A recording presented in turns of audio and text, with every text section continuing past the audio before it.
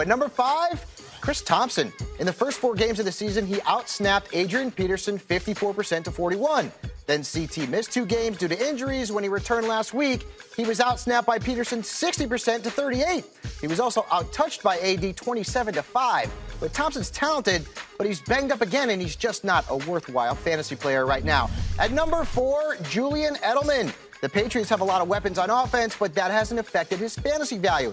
He leads all Patriots wideouts in targets, catches, yards, and touchdowns since returning from his suspension in Week 5.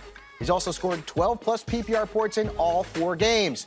I consider Edelman a virtual must-start moving forward. At number 3, Chris Carson. He had a combined 13 carries in his first 2 games this season, but since then, he's led all running backs with an average of 22.5 carries, and he's also rushed for 100-plus yards in 3 of his last 4 games. He's also played the most snaps for the Seattle backfield since then. So if you've got Carson, you're starting him. He's a featured back. At number 2, Judy Smith. He started the season on fire, averaged 12 targets and 20 PPR points per game in his first 4.